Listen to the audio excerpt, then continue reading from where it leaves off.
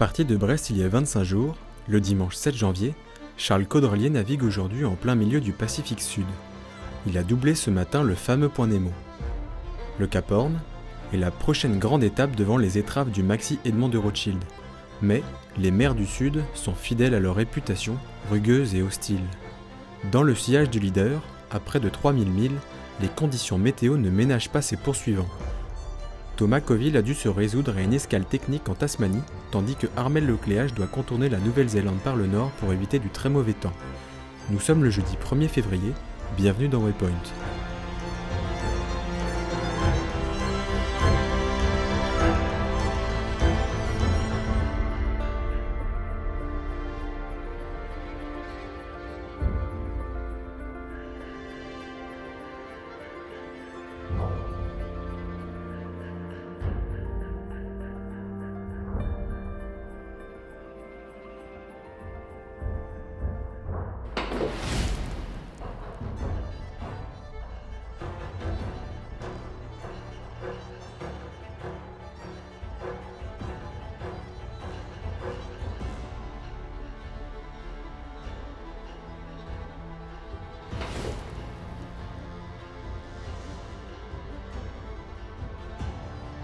Ambiance de nuit ce soir.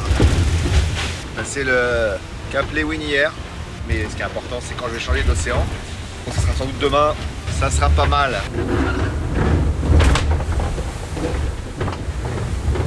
Et voilà, on est dans le Pacifique avec un petit record pas énorme de l'Indien. On a gagné 3 heures, c'est pas énorme, on s'en fout un peu et ça fait toujours plaisir. Et voilà, le Pacifique qui nous accueille avec une belle petite dépression, 35-40 nœuds ce matin. Ah, le jour se lève par 57 sud, c'est quasiment le plus sud où je vais aller un petit peu plus encore bientôt là, 58-59. On est à la latitude du Cap Horn.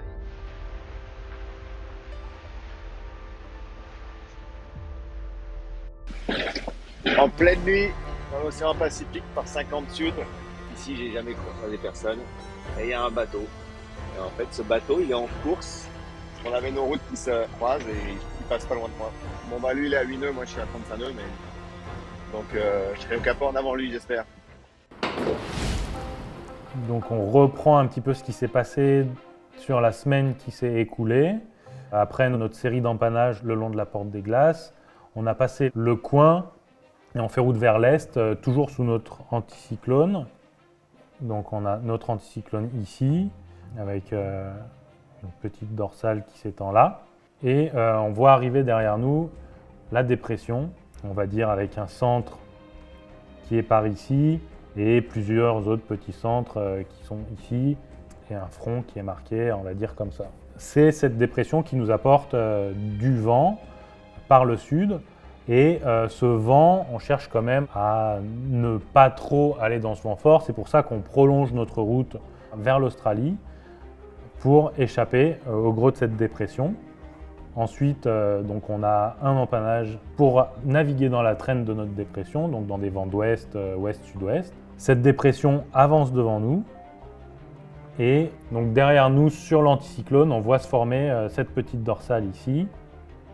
En déroulant, on voit arriver derrière la nouvelle dépression et on va naviguer en avant de cette dépression pendant un bon moment. On a essayé de rester un petit peu sous la route parce qu'on voulait éviter cette zone de vent fort, mais aussi éviter cette zone de vent faible. Donc ça a été un petit peu jauger où est-ce qu'on devait se positionner pour pas être trop nord pour tomber dans la molle, mais pas trop sud pour éviter le vent fort.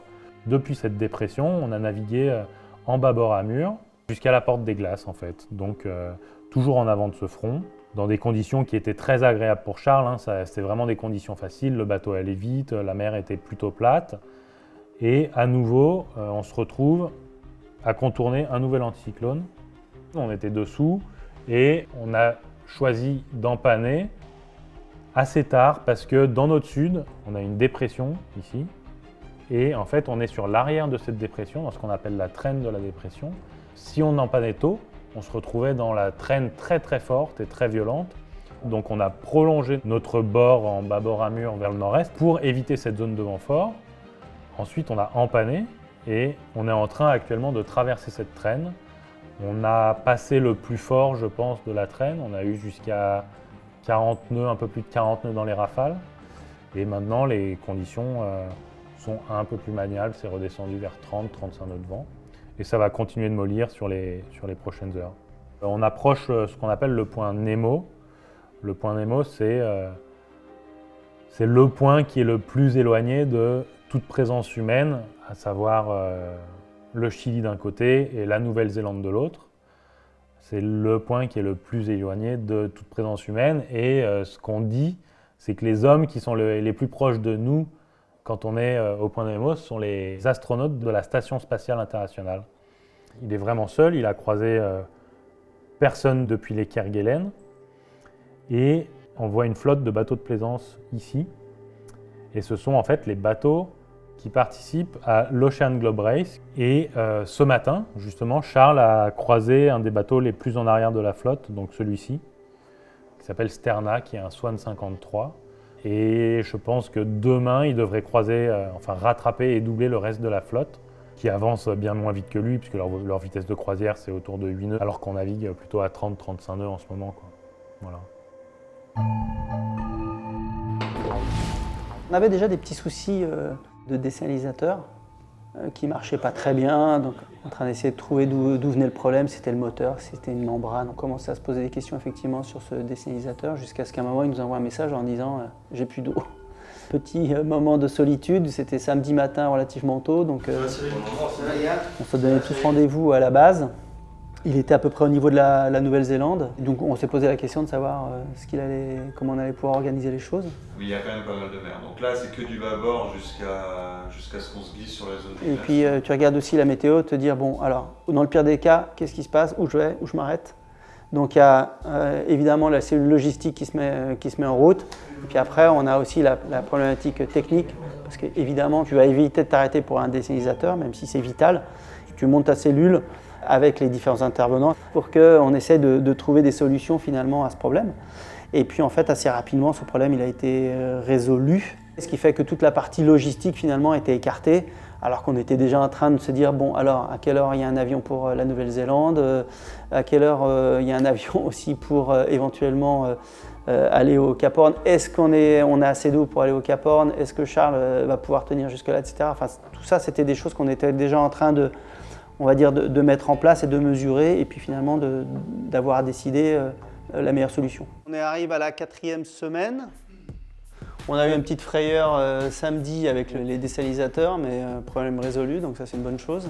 On fait une petite réunionnite ensemble pour voir un petit peu la suite. L'idée en fait c'était de voir ce qu'allait être un peu G18 et commencer à le présenter à l'équipe, parce que en fait les différents corps de métier vont intervenir évidemment sur la construction du bateau, que ce soit sur la partie électronique, hydraulique, accastillage, etc. Donc c'était de présenter le projet dans sa globalité. La coque de G18, c'est la coque qui est en bleu. De façon à ce qu'on implique finalement l'ensemble de l'équipe sur les différents sujets.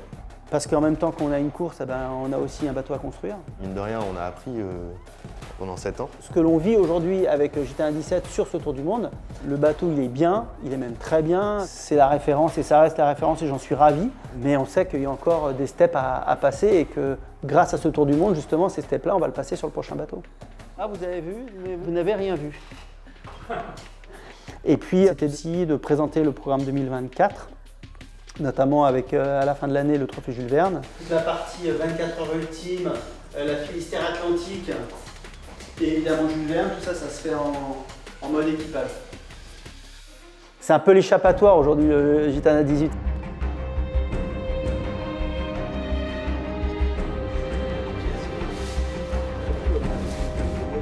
Il va être bien mon nouveau bateau? Bah ouais, j'espère. Ça va être trop bien. Vous avez compris? Ah bah tout le monde a compris, c'est parfait. Vous avez moyen de le réveiller? Ouais, il y a une alarme ou un... Salut Charles!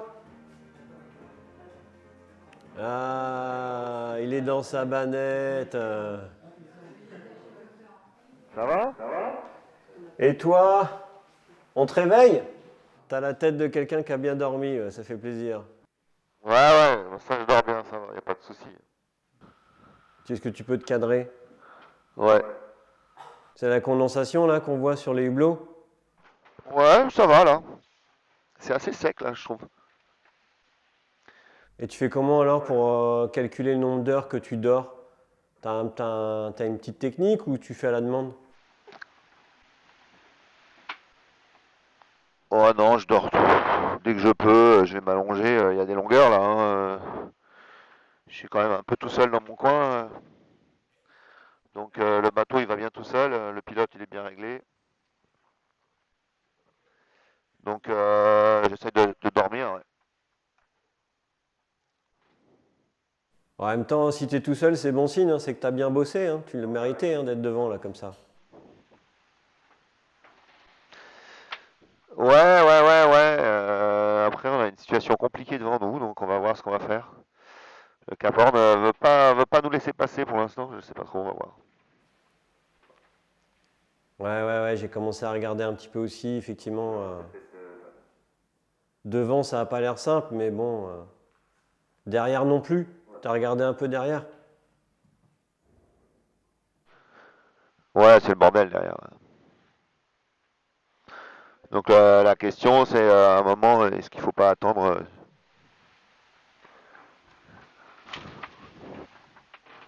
Ouais, ça peut valoir le coup, effectivement, de ralentir et d'attendre, hein. C'est sûr qu'à un moment donné, moi, sur un de mes Vendées, je m'étais posé les questions de ralentir. Et Jean-Pierre, lui, il avait tracé dans le détroit de Basse, mais ralentir, c'est dur à faire, hein. Et t'as toujours des oiseaux autour de toi ou t'as plus personne là? Bah, j'en ai pas vu beaucoup. Hein. Je regarde pas beaucoup non plus, parce que tu sais, avec la condensation et machin, tu vois pas grand chose. T'es un peu enfermé dans ta boîte. Donc non, on peut pas dire qu'au niveau distraction, le paysage, ça soit varié. Hein. Ah bah c'est clair que le sud, c'est gris ou gris, quoi. Ouais. Je sais que Thomas, il trouve ça magique et fantastique et mieux que d'être à la maison, mais moi, perso... Mais tu rates rien, il y a pas de condition de wing en ce moment. Nous, c'est pareil, c'est gris sur gris, il n'y a rien. Ça, c'est dur. Et ouais, je voudrais te dire que tu n'as pas raté ta vocation entre winger et skipper d'ultime. Il n'y a aucun doute, tu es meilleur en ultime qu'en wing. Grand, mais, je vais me rattraper. Tu sais que c'est mon anniversaire aujourd'hui, 50 piges, mais toi, il paraît que tu pourrais peut-être arriver à Brest avant de basculer dans le demi-siècle. Hein. Eh bah ouais, écoute, bien. Moi je suis quadra, toi t'es quinca.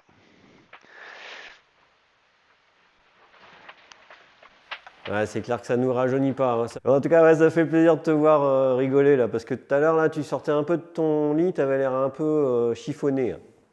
T'as pas rangé ta chambre, là, c'est un peu le bordel. Là. J'ai l'impression de voir la chambre de ma fille.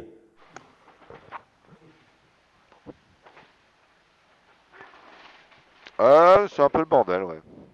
Ça va. Ah, ou celle de Max. Je suis tout seul, alors j'en profite. Hein. Qui est là. On dirait une chambre d'adolescent, il faudra que tu ranges un peu les bouts. Il l'a rangé. Max, t'as rangé ta chambre? Il a rangé sa chambre hier. Ouais, comme tout adolescent, il dit qu'il a rangé. Ouais. Mais je crois que c'est pas vrai. Bon, en tout cas, tu fais ça nickel. Hein. Change pas, change rien parce que vu de l'extérieur, c'est magnifique là, ce que tu arrives à réaliser.